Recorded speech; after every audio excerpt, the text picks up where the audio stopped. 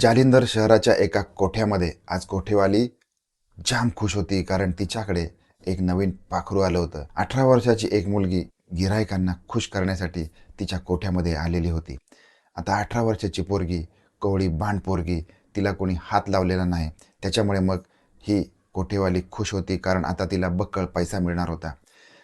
पहिली बोहणी कोण करणार, सील कोण तोडणार, या कारणावरून आता सगळीकडे चर्चा होती.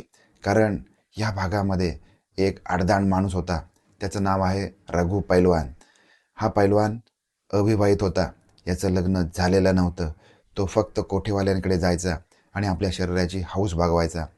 रघु पैलवान 56 इंच का सीना, भरदार मांड्या, मानेवर आलेले केस आणि त्याचबरोबर भरदार मिशा आणि एका बकासुरासारखा चेहरा असलेला हा रघु पैलवान. रघु पैलवान व्यवसायाने कुस्तीपटू नव्हता, तरी देखील या कोठ्यामध्ये त्याला पैलवान म्हटलं जायचं. कारण अनेक वेश्यांसोबत हा संभोग करताना त्यांना घाईवर आणायचा आणि ह्याचं वजन होतं 95 किलो. ज्या ज्या वेळेला कोठ्यामध्ये नवीन पोरगी यायची त्यावेळेला तिचं सील हा रघु पैलवानच फोडायचा. आणि हा रघु पैलवान या कारणासाठी फेमस होता, कारण हा इतका भयानक पद्धतीने संभोग करायचा किंवा शारीरिक संबंध ठेवायचा की प्रत्येक कोठेवाली किंवा प्रत्येक वेश्या तिथे त्याला बघून हैराण व्हायची. ज्या वेश्याकडे तो बोट दाखवायचा ती वेश्या त्याची होऊन जायची. वाटेल ती रक्कम तो त्या कोठेवालीला देत असायचा. या कारणामुळे त्याची दहशत संपूर्ण कोठ्यामध्ये होती. आणि आता या कोठ्यामध्ये नवीन पाखरू, नवीन मुलगी आली, 18 वर्षाची मुलगी. त्याच्यामुळे मग कोठेवाली खुश होती, पण या बिचाऱ्या मुलीला माहिती नव्हतं की आपल्यासोबत काय घडणार आहे. तिची बोली लावली गेली. लाखांवरती बोली या रघु पैलवानाने त्या कोठीवालीकडे येऊन लावली. आणि आता दिवस ठरला, रविवारचा दिवस, आणि या मुलीचं नाव स्वीटी असं ठेवलं गेलं. तिला जोधपूरमधून उचलून आणलेलं होतं. खोटं आमिष दाखवून तिला इकडे आणलं गेलं. पण आता या कोठ्यामध्ये येऊन तिला या कोठेवालीनं पण जीव लावला. तिला ती म्हणाली की तुझी परिस्थिती गरिबीची, आता इकडे येऊन तू बक्कळ पैसा कमवणार. उद्या तुझ्या बापानं तुझं लग्न लावून दिलं असतं आणि शेवटीला तू काय तुझ्या नवऱ्याच्या घरी जाऊन धुणी भांडी केली असती. इकडं राहा, तुला सुख मिळेल, तुला जे पाहिजे ते मिळेल, पैसा अडका मिळेल, आईश कर, जीवाची मुंबई कर, पण आता तुझं घरदार विसरून जा. आता ही स्वीटी, तिला आता काय समजायचं ते समजलं होतं. आता आपल्याला आपला आईबाप यापुढे विसरावं लागेल आणि आपण यापुढे काहीच करू शकणार नाही. जे आहे ते आता आपण स्वीकारून मग आपण या कोठेवालीकडे सुखाने राहूया, मौज मजा करूया. आपल्याला काय, पैसा मिळाला म्हणजे बास. पण रघु पैलवान तिच्याकडे येणार हे तिला माहिती नव्हतं. आणि झालं की तिची बोली लागली आणि मग रात्र ठरली. रविवारच्या रात्री रघु पैलवान अत्तर चोपडून कोठ्यामध्ये दाखल झाला आणि त्याच्या चेहऱ्यावरती आता हास्य होतं. आज पण त्याला नवीन पाखरू भोगायला मिळणार होतं. त्याच्यामुळे 2 क्वार्टर लावूनच हा तिथे आलेला होता. रघु पैलवानाला माहिती होतं कोठ्यामध्ये जाणार तर मग प्रोटेक्शन लावूनच जायचं. पण दारूच्या मस्तीमध्ये आज रघु पैलवान या कोठेवालीकडे आला आणि मग थोडा वेळ इकडे तिकडे गंमत करून, इकडे तिकडे चेष्टा मस्करी करून, आता होतंय कसं, ही जी स्वीटी आहे ना, ही स्वीटी दिसायला चांगली, त्याच्यामुळे तिच्याकडे गिरायकं पण भरपूर जाणार.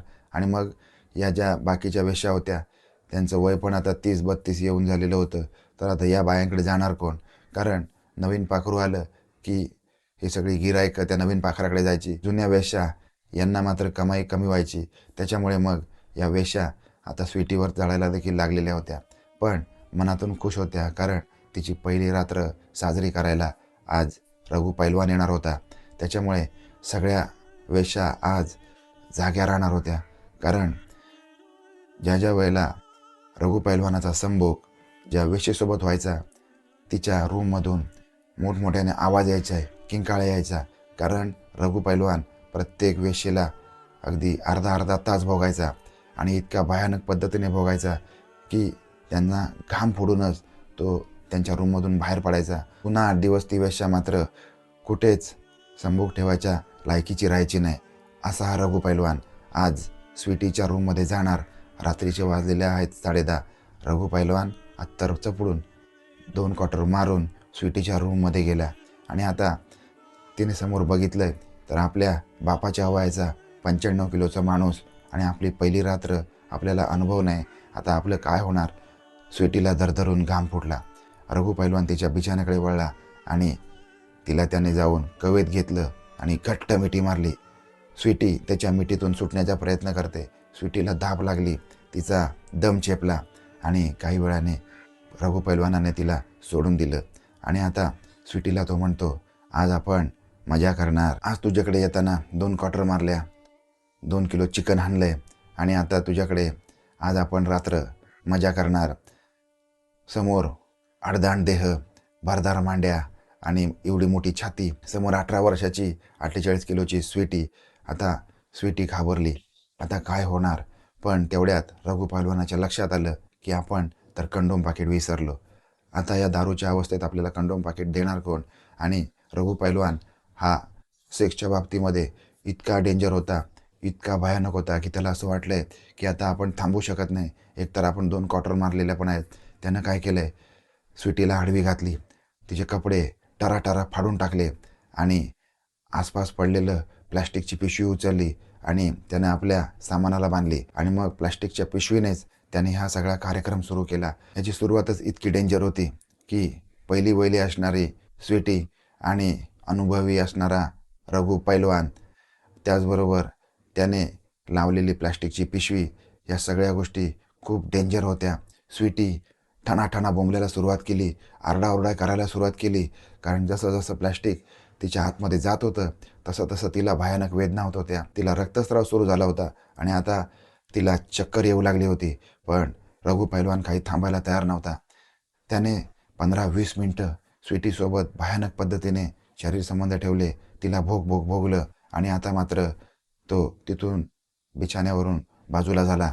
त्याला देखील त्रास होत होता, कारण प्लास्टिक पिशवी वापरून त्याने हा सगळा कार्यक्रम उरकलेला होता. दारूच्या नशेतच तो या कोठ्यामधून बाहेर पडला.